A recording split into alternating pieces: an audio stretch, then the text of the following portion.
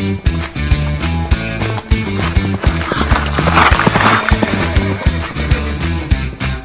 Arabian Racehorse Podcast with Debbie Burst and Gary Capel. Hi, and welcome to another edition of the Arabian Racing Podcast. Today we're joined by Gary Capewell, and we'll be looking at the race that we've just had at Windsor, won by Falcon de Roche, and looking ahead to our next race at Newbury, which is a 6 furlong conditions race. Hi Gary, how are you? Very good, thank you, Debbie. Yourself?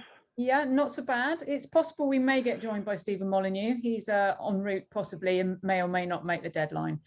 He's on the 19th hole, I think. More than likely. So if we just go back to the race we had yesterday at Windsor, fantastic performance by Falcon de Roche, having its first start for Stride Ahead Racing, trained by Nicky Malcolm, and a real good turn up to see a small trainer taking on some of the more experienced and well-known people and having a right result, I thought, at Windsor. Yeah, particularly obviously from a horse that they got from elsewhere as well. He'd shown a little bit, hadn't he, last year? He was second on one occasion at Wolverhampton. A couple of years ago, and then on his only run last year was a little bit disappointing. But yeah, he looked like he'd grown a bit to me.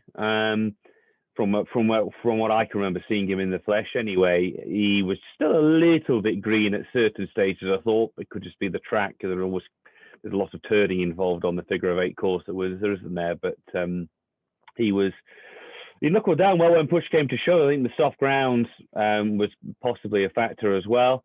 But yes, it was nice to see Nicky Malcolm return into the winners' enclosure. Obviously, she had a few winners, albeit you had to go back a couple of years. Jahara Bint Shuwayman, I'm not sure if that was the last horse that won for her, but definitely remember that horse winning, I think, at least a couple of times for her. And wonderful to see the young man on board, Cameron, the amateur rider Cameron, that's having his first winner as well. So good result all around, really. Yes, absolutely. And we can hear from Nicky Malcolm now. Congratulations, Nicky. Well done. Lovely run from him from the first time out. Yeah, we're delighted. He made it look quite easy, which it really isn't. With this sport, you've got to be able to roll with the punches, keep believing you can do it, and it came good today. So delighted. And how long have you had him? We got him in March, early March. Missed 2 races he was eligible for, but he looked like he just wanted to grow into himself. So we gave him every chance, did a lot of strength and conditioning work before we did any speed work. And we're really confident he was going to be fit first time out, and he's proven that. Absolutely. And you're based down in Dorset? We are, yeah. Room for any more? Always. And tell me just a little bit about your background and Nathan's background. So I started with the Arab racing with Bill Smith. Spent 7 years with Bill, so obviously you pick up a thing or two before going into the thoroughbreds, and that's where I met Nathan. Nathan was a conditional jockey for Bob Buckler. Nathan swapped to the flat. We both rode out at the flat yard for a bit. We've been together 12 years now, set up Stride Ahead 6 years ago as a training establishment. Yeah. Endurance horses and just a couple of Arabian racehorses. And he looks a nice sort. I think so, yeah. Based on the second at Wolverhampton a couple of years ago, I mean, he wasn't running out of turn, despite the fact it's obviously been a long journey to get here. No, I mean, Tyler Brett, he won at the Curragh and ran a really good race at Newbury, both on the turf. So I thought he'd go well on the turf. I'm very good friends and teammates with his breeder, Nicky Fawn. So I was delighted when she gave me the chance to take him on. And I know she'll be just as pleased as I am today, so I can't wait to tell her. And also from Cameron. Well done. First winner? Yeah, first winner. And have you been riding in points and pony races? Or? No, haven't ridden in ridden in pony races. Was apprentice jockey to David Ellsworth. Learnt a lot there, and now sort of struggled with my weight a lot as apprentice, so turned back amateur and hopefully go from here. And how many rides have you had then overall? Probably just under 30. Under 30, yeah. And tell me more about your ride today. Yeah, ideally I wanted to be a bit more handy, but he jumped and he almost really settled where he was, so I thought I'd leave him alone for a while. As we come off the bend, he was going very well. I pulled him out and just started to wake him up, and he just kept going and didn't stop galloping to the line. And what's it like to ride a winner at Windsor? Windsor's a bit of an idiosyncratic track. Yeah, it's a lovely track. A bit confusing, but very nice track to ride a winner, and very nice of the trainer and the owners to give me this ride. Absolutely. And you're based with James now, is that right? Yeah, at the minute, I'm based with James Owen. He's given me plenty of rides over the last year or two. He's been very good to me. And you're enjoying riding the Arabians? Yeah, love it. Yeah, it's always fun. No two are the same. It's very enjoyable. And also in the race, we had two, as we slightly speculated in our last programme with Stephen, we had two improved performances from Run the Risk and Amy, both stepping up on what they've shown previously, possibly aided by the assistance of professional jockeys, possibly not. What did you think of their performances? I still thought Amy looked as though she was in need of the experience, really. She was doing all the best work in the closing stages. Other than one stage, she was slightly detached from the main group, wasn't she? But she put in all her best work in the closing stages, and you would imagine will be better mentally, I think, for the run. Run the Risk probably spoiled his chances by hanging a little bit, but again, it was a big step forward from his racecourse debut in the headgear for the first time. And Seraphim Forter, probably about as far as he wants to go trip-wise, I'd say.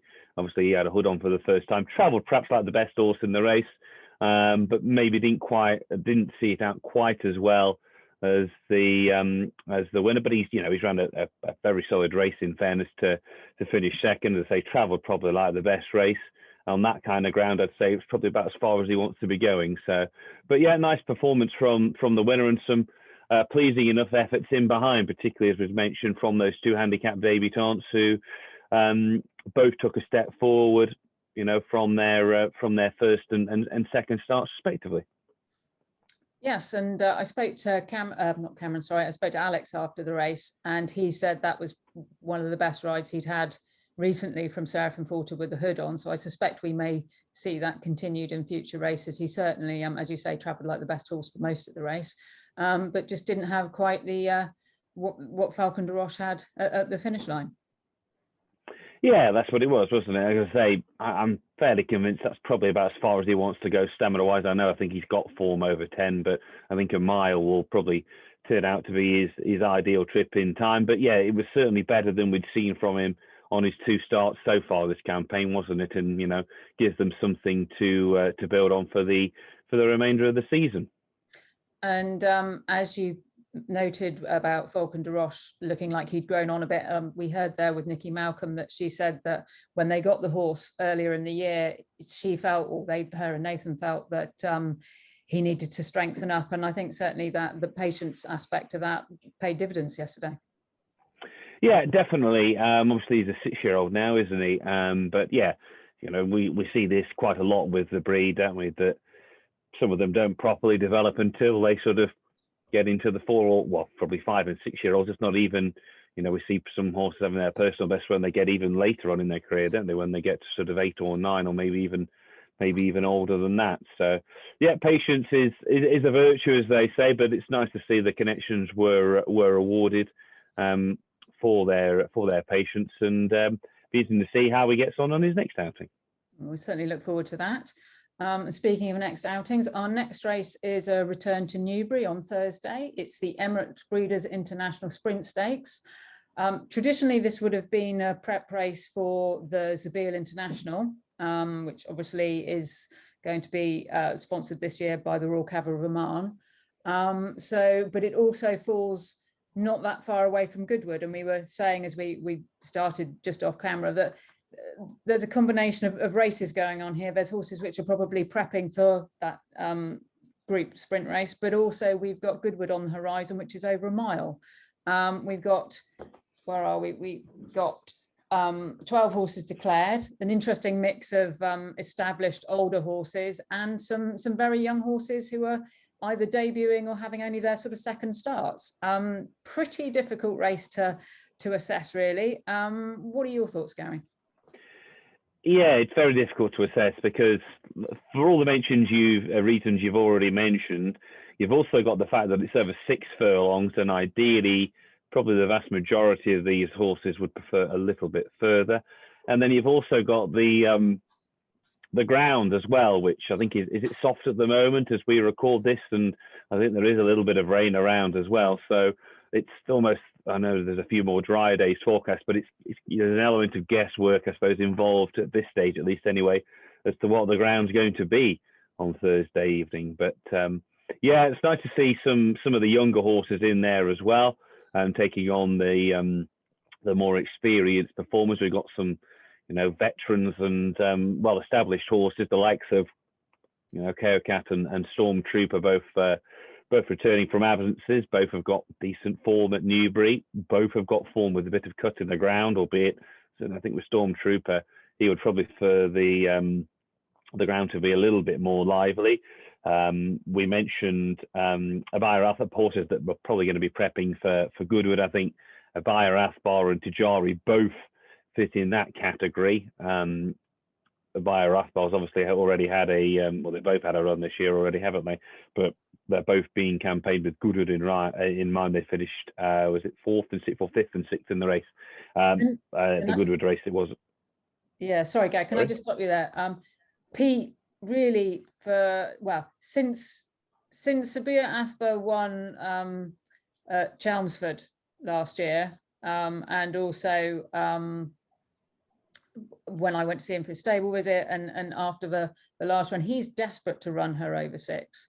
He thinks that he mentioned before, obviously things changed with Jabide and so on. He said he's actually thinking more of Zabeel. So this really is more likely to be a prep for that race. Goodwood not so much on a target, and I too was surprised when he first said it, but he's been consistent actually ever since I've spoken to him. So she won over 6 at Chelmsford, didn't she? 7. Was it 6 at Chelmsford? 7 at Chelmsford. Sorry, yeah.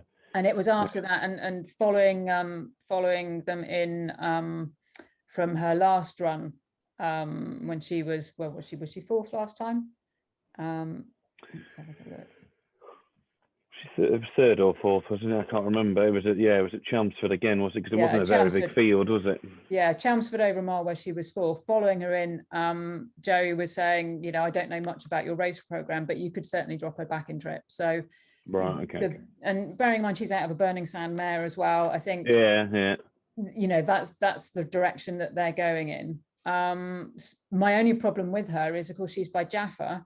And they haven't really taken to the soft ground, although I know he was pretty competent on any surface. But yeah, I'd be concerned. And her action, watching her back on the video, doesn't look particularly like it would be suited to easier ground. Obviously, British weather being what it is, things could change, the ground could dry out.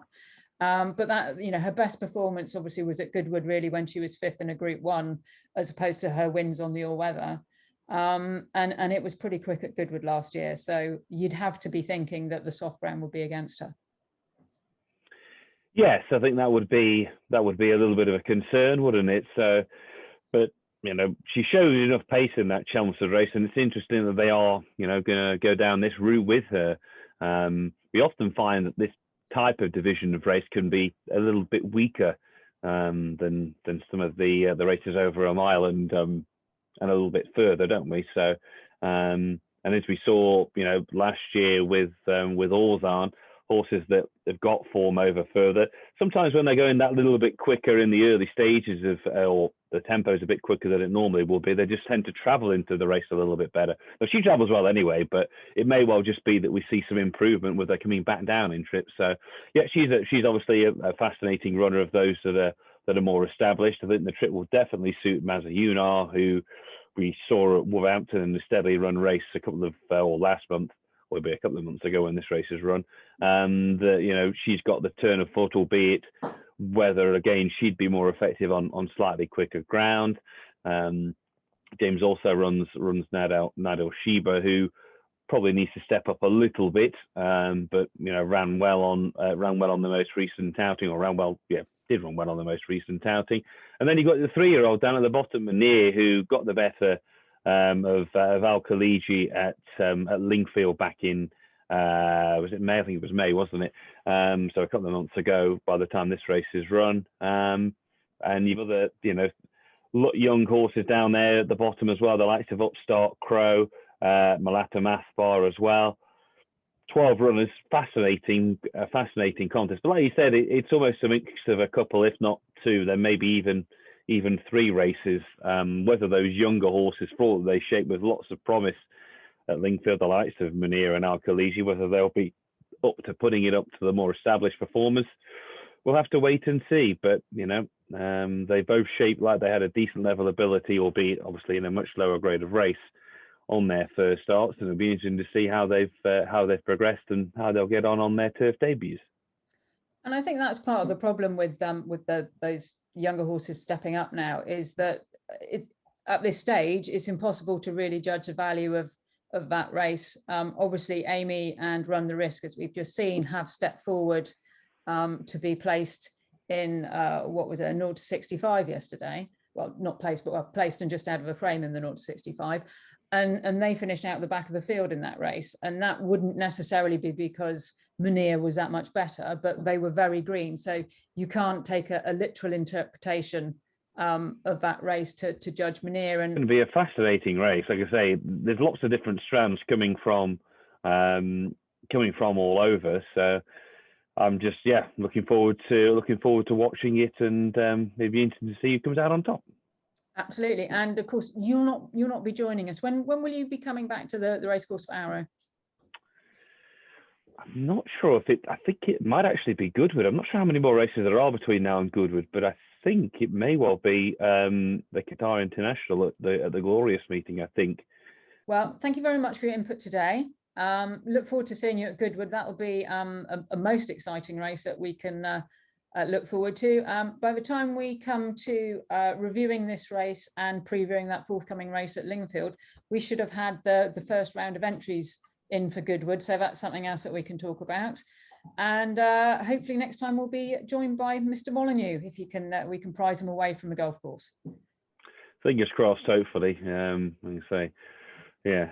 I'm going to say I know which he's obviously done his handicap work this morning, because I've got the revised marks on where the runners yesterday have been, of the marks that they've been allocated. So he's clearly been busy. So I'm not sure if we say he's earned his time on the golf course or not, but he's there anyway. Well, it's like for him, I guess it's the opportunity to enjoy some not so hot weather for him, which is kind of reverse for us, but I guess it works in different ways for everybody.